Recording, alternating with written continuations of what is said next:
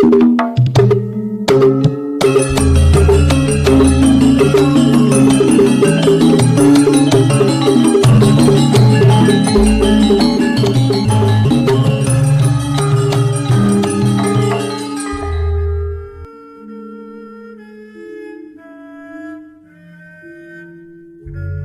Ibu, para kadang kinasih, simbah-simbah lan adik-adik, para rama, suster, bruder berkah dalam Gusti, sugeng rawuh wonten ing PDSK channel menika. Kados pundi kabar panjenengan? Mugi-mugi bagas kasarasan kesehatan kawilujengan tansah mengku kula panjenengan sami anggenipun kelampahi gesang ing dinten menika. Lan mugi-mugi lumantar panglimbang basa Jawi waosan Injil kula panjenengan sansaya saged nggayuh iman kapitadosan ingkang leres lan mantep. Langkung-langkung anggenipun kula panjenengan sansaya setya ing ngarsa dalem Gusti nglampahi gesang kanthi penuh kabungahan. Dinten menika dinten pungkasan ing taun 2000 boten kraos kula panjenengan sampun nglampahi setunggal taun. Monggo sami ngaturaken panuwun ing ngarsa dalem Gusti awit pangreksa dalem tumraping gesang kula panjenengan kathah sih nugroho ingkang sampun kula panjenengan tampi saengga kula panjenengan saged nglampahi gesang ngantos titi wanci dinten menika. Benjing kula panjenengan sampun mlebet ing taun 2026. Kita nyuwun supados Gusti tansah nglajengaken pangreksa dalem tumraping gesang kula panjenengan tansah nunggil wonten ing lampahing gesang saengga margining kawilujengan tansah saged kula panjenengan ambah kanthi setya.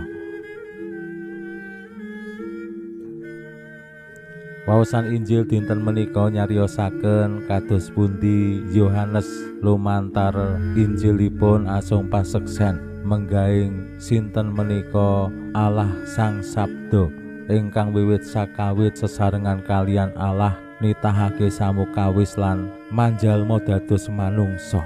Yohanes nglimbang-limbang prastawa bab miyosipun Gusti Yesus kanthi lebet sinten menika Gusti Yesus dipun terangaken dening Yohanes lumantar Injil dinten menika.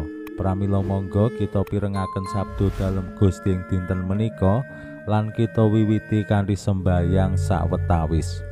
Konjo ing asma dalem Yang Rama saha Yang Putra tuwin Yang Roh Suci. Amin.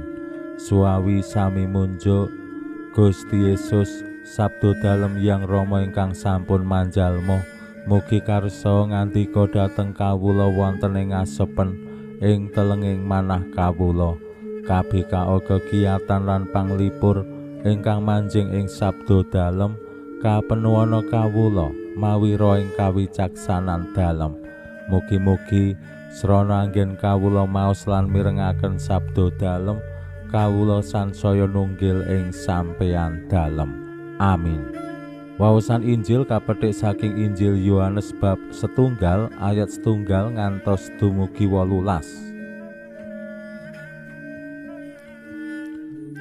Ing mula buka Sang Sabda wis ana, lan Sang Sabda ana ing Allah, lan Sang Sabda iku Allah. Panjenengane wiwit ing mula buka ana ing Allah. Kabeh dumadine lantaran panjenengane, lan tanpa panjenengane ora ana kang dumadi. Panjenengane iku dununging urip, lan urip iku pepadanging manungsa, lan pepadang sumorot ing pepeteng, lan pepeteng ora nampa.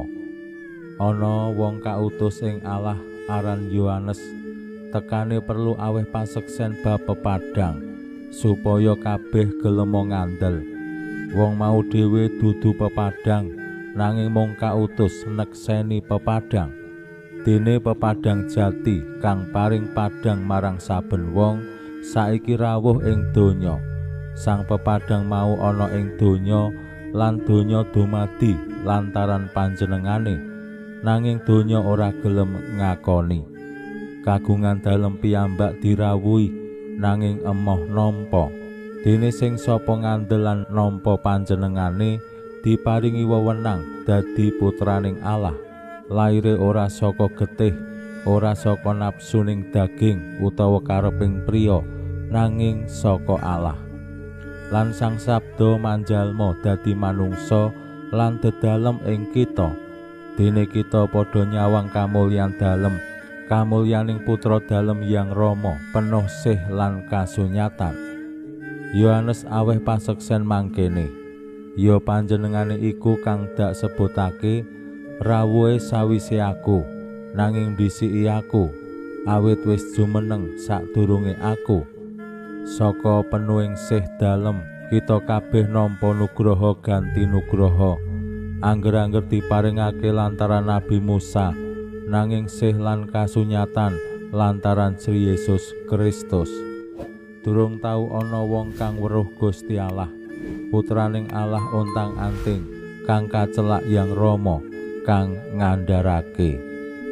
Makaten sabda dalem Gusti. Suawi sami munjuk, Gusti kawula munjuk sembah nuwun karana sabda dalem dadosa obor ingkang madhangi margining gesang kawula.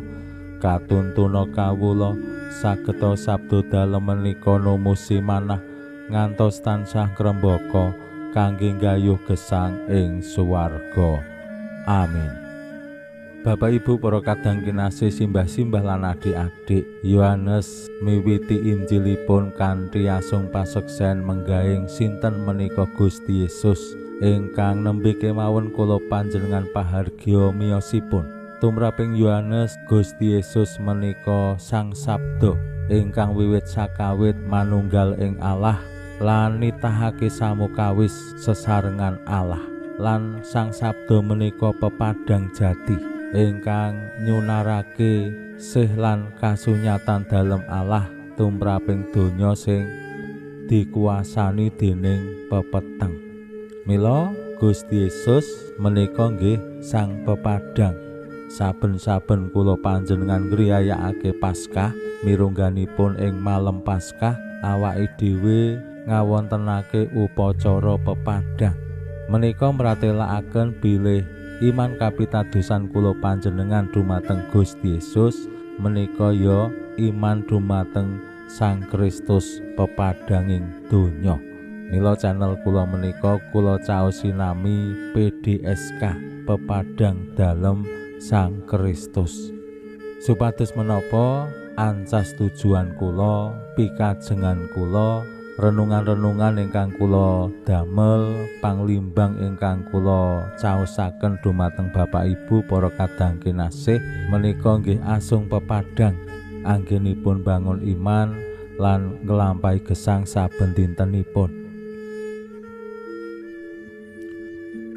Yohanes kanthi panglimbang sing lebet paring pepadang tumraping kula panjenengan bab Gusti Yesus ingkang dados pepadang ingkang rawuh ing alam donya manjalma dados manungsa supaya madangi awake dhewe sing gelem dipadangi. Awit Yohanes kala wau nggih ngendika bilih donya ora gelem nampa. Menika ateges bilih donya ora gelem martobat. Wong umpamane sing durung gelem martobat mesti rung iso jujur, rung iso tinarbuka, tetep delik-delik, meneng-meneng, glenes.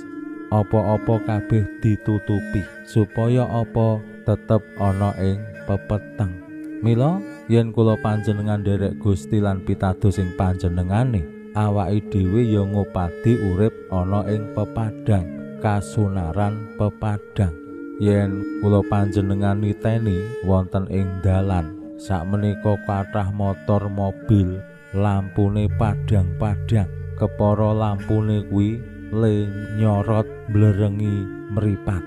Pepadang dalem Sang Kristus sanes kados lampu motor po lampu mobil sing malah blerengi. Pepadang dalem Sang Kristus menika pepadanging katresnan sing nyunari awake dhewe saengga awake dhewe bisa weruh sih lan kasunyatan dalem, bisa ngraosaken katentreman lan kepenak. Nah menika pepadanging Sang Kristus. Lan Sang Kristus menika estu mujudaken sih lan kasunyatan dalem Allah wonten ing gesang pasrawungan kalian manungsa. Mila yen kula panjenengan kepengin mahami sih lan kasunyatan dalem Allah, awake dhewe nulodo Gusti Yesus. Kepriye anggone Gusti Yesus nglampahi gesang lan nindakake pakaryan-pakaryan sarta sabda dalem.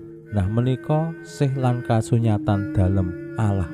Mugi-mugi mungkasi taun 2019 lan nyawisaken diri mlebet ing taun 2026, kula panjenengan tansaya yakin lan estu ngraosaken pepadang dalem Sang Kristus ingkang tansah nyunari lampahing gesang kula panjenengan. Pinuji Allah sakmenika sarta ing salami-laminipun. Salam sehat, salam bahagia, salam katentreman. Lan mugi-mugi lumantar panglimbang dinten menika kula panjenengan tansah jinangkung ing berkah dalem Gusti ingkang Maha Kuwasa, Hyang Rama saha Hyang Putra tuwin Hyang Roh Suci. Amin.